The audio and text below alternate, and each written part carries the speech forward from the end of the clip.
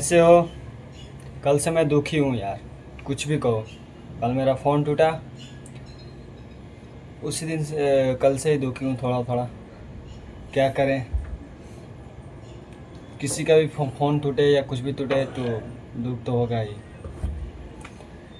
जैसे भी हो, राधे राधे बोल दो। और आज श्लोक कितना पढ़ना है? 6। श्लोक 6 ही पढ़ना है ना? हाँ, 6 पढ़ना है। चलो पढ़ते हैं श्लोक 6। और पिछले की जो बातें हैं भूल तो नहीं सकते। दर्द तो दे रहा है, लेकिन देखते हैं उसको बनवाने में क्या होता है क्या नहीं। पैसा लगता नहीं, क्योंकि वो वारंटी में है। बना देंगे तो बना देंगे, नहीं तो पैसा लगाना बनाना पड़ेगा। नहीं तो कैमरा से ही तो सारा काम है। और जो रही बात आज की, तो आज हम श्लोक पढ़ेंगे और हर दिन की तरह अच्छे से बिताएंगे। ये तो होता ही रहता है लाइफ में, कभी गम कभी खुशी कभी दुख। चलो राधे राधे बोलो, जय श्री राम। और आज श्लोक पढ़ेंगे 6। इसमें भी कुछ अच्छा है सीखना। हर श्लोक में अच्छा रहता है, इसमें भी अच्छा है, क्योंकि अब कर्मयोग चल रहा है। सबका पता चलेगा। जय जय श्री राम, राधे राधे। कर्मयोग के श्लोक 6 समझना कि नहीं? कर्मयोग इस श्लोक को 6 को। चलो 6 समझते हैं। कर्मेन्द्रियाणि संयम्य यास्ते मनसा स्मरन् इन्द्रियार्थान्विमूढात्मा मिथ्याचारः स उच्यते। राधे राधे बोलो। और चलो इसको समझते हैं। चलो आज श्लोक 6 का वर्णन कर लेते हैं, ठीक है ना? चलो समझते रहना अच्छे से, क्योंकि इसमें कर्म के ही बारे में है। आजकल कर्म ही चलेगा। कर्म हमारा क्या है और दूसरों का क्या है, कैसे लोग हैं, किसका कर्म कैसा है, ठीक है?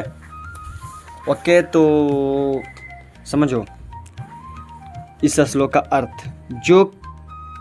जो इंसान कर्मेंद्रियों को वश में करता है, जो हम कर्म करते हैं उसको वश में रखता है, जैसे मर्जी वैसे कराता है, वैसे इंद्रियों को वश में करता है इंसान, वो इंसान एक वो इंसान हो गया। किंतु जिसका मन इंद्रिय विषयों का चिंतन करता रहता है,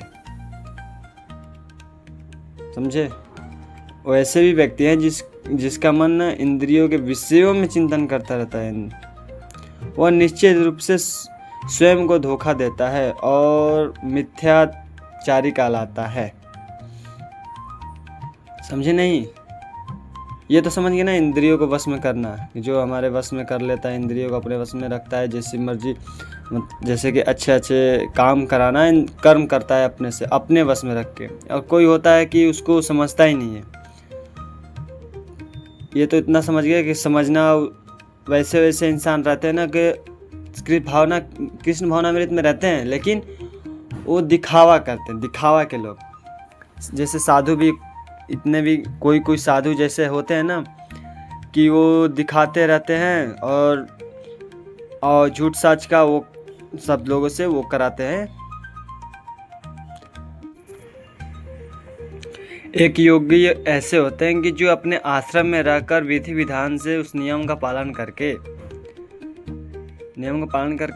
क्रम से वो जैसे कि ग्रहण कराते हैं शिक्षा किसी को। जैसे कि वैसे करने से ना आत्मा की शुद्धि प्राप्ति होती है। एक ऐसे योगी होते हैं जो कि बताते हुए इंद्रिय तृप्ति, जैसे इंद्रिय तृप्ति के लिए वो विषयों को खोज में लगे रहते हैं, वैसे योगी सबसे बड़ा महाधूर्त है। भले ही वह कभी कभी दर्शन का उपदेश देते क्यों ना हो, लेकिन उनका वो सारा ज्ञान व्यर्थ है। क्योंकि ऐसे पापी पुरुष जैसे ज्ञान के सारे भगवान उनको ना माया के द्वारा हार लेते हैं, वैसे ज्ञान का कुछ फायदा ही नहीं है। ऐसे धूर्त का चित्त सदैव अशुद्ध रहता है, क्योंकि वैसे दे देंगे ज्ञान, तो वो ज्ञान तो दे दिए, ठीक है, हम लोग समझ लिए, लेकिन उसका कुछ नहीं होगा। उसका तो जो ज्ञान दे रहा है उसका तो भगवान ने हर ही लेंगे माया द्वारा अपना, जैसे भी हर ले, भगवान है। ऐसे योगिक ध्यान का कोई अर्थ नहीं है वो उस इंसान का जो इंद्रिय विषयों को चिंतन करता है। ये नहीं कि कर्म के वश कर्म इंद्रियों को वश में करो, जैसे कि कर्म इंद्रियों को वश में जो करता है इंसान, जैसे कि अपने कर्म को एक जगह कहीं भी बैठकर कहीं भी कर सकता है, लेकिन ये नहीं घूम घूम कर ये करना।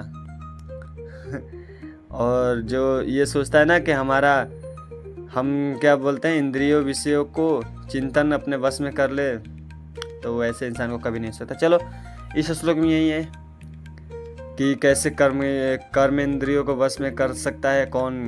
कर्म इंद्रियों के विषयों में चिंतन करता रहता है, चिंतन करते रहेंगे वैसे इंसान को क्या है। जैसे कृष्ण भावनामृत में रखते हुए भी दिखावा के लिए लोग करते हैं, उसका क्या हम कर सकते हैं। ठीक है, चलो राधे राधे बोलो, और इस श्लोक को यहीं पर विराम करते हैं और अगले श्लोक में मिलते हैं नेक्स्ट श्लोक के साथ। और नेक्स्ट श्लोक में क्या है क्या नहीं, चलो पता चलेगा कल। ओके।